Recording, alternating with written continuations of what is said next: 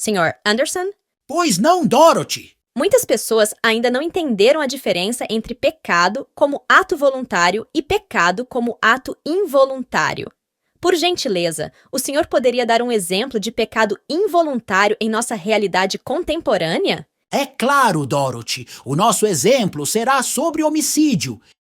Em alguns momentos, as Escrituras Sagradas apresentam o mandamento: não matarás. Quem mata uma pessoa pratica homicídio. E homicídio é pecado aos olhos do Senhor. A intenção de matar alguém reflete o pecado como ato voluntário, pois uma pessoa já delineou em seu coração o desejo de matar e arquitetou um plano para praticar o homicídio. Agora, Dorothy, eu vou dar um testemunho sobre o pecado de homicídio como ato involuntário. Ok, Sr. Anderson. Há alguns anos perdemos uma amiga querida em um acidente de moto na cidade de São Paulo. Ela estava a caminho do trabalho e sua moto foi tocada por um carro e ela caiu da moto diante de outro veículo em plena via expressa. E esse outro veículo a atropelou e ela veio a óbito instantaneamente. Que tragédia, Sr. Anderson. Sim, é terrível para todos nós que a estimamos. Ela partiu e deixou o marido e um menino ainda em fase de amamentação na época. Que o Senhor Deus continue a confortar essa família e os amigos. Amém. Preciosa é aos olhos do Senhor a morte de seus santos. Dorothy, perceba que a minha amiga foi morta por um condutor que não teve a intenção de matá-la. Isso é o pecado involuntário aos olhos do Senhor. Está claríssimo, Sr. Anderson. Que bom, Dorothy! Aliás, historicamente, as Escrituras Sagradas influenciaram profundamente os códigos e as leis penais, pois condutas consideradas reprováveis e abomináveis pelo texto bíblico, como homicídio, infanticídio, aborto, furto, roubo, estupro, calúnia, difamação, injúria, ameaça, dentre outras, foram consideradas reprováveis e abomináveis no texto de códigos e leis penais. O caso da minha amiga, por exemplo, foi tratado como homicídio culposo. Embora isso não seja pecado nos códigos e leis penais, é um pecado involuntário aos olhos do Senhor. Muito interessante, Sr. Anderson. Dorothy, esta é a nossa última análise sobre o significado de pecado nas Escrituras Sagradas. É uma pena, Sr. Anderson. Tem sido edificante.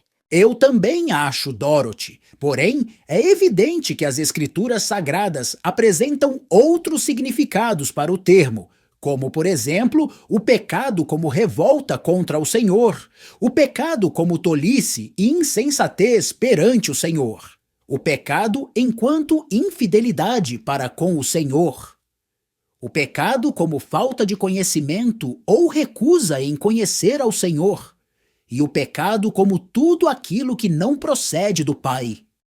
Esses significados também são importantes, e você que nos ouve pode refletir sobre eles em suas meditações bíblicas. Antes de prosseguirmos, quero pedir para você que nos acompanha que se inscreva no canal e deixe seu like, porque assim o YouTube entende que o conteúdo é importante e recomendará os episódios para outras pessoas que também se interessam e precisam da palavra do Senhor. Além disso, você ajudará o canal a crescer, ok? Sr. Anderson, qual é então o último significado de pecado das Escrituras Sagradas que analisaremos? É a perdição, e é o próprio Senhor Jesus quem nos ensina sobre esse assunto. Em Lucas 15, do versículo 11 ao 32, temos a parábola do filho perdido. Nessa parábola, um filho exige de seu pai a parte da herança que lhe cabia, pois não desejava esperar pela morte do pai para receber tal herança. E esse filho não pretendia retornar, pois ajuntou tudo o que era seu e partiu para uma terra distante. Eu não sei você, Dorothy, mas quando alguém ajunta tudo o que tem e parte para outro lugar, essa pessoa está se mudando de residência e não fazendo uma viagem com retorno. Concordo. Se fosse assim, poucas pessoas gostariam de viajar. Já imaginou ter que arrumar todos os pertences, levar tudo e retornar com tudo depois? Fato. Pois bem, na parábola, o filho representa o pecador intencional, cujo pecado é um ato voluntário, pois ele desejou em seu coração abandonar o pai para se perder em uma vida desenfreada, baseada no consumo dos bens herdados, gastando-os todos com prostitutas. Contudo, após um tempo, esse filho perdido reconheceu seu pecado contra o Senhor e diante do pai, e retornou para casa, e não se achou digno de ser chamado filho.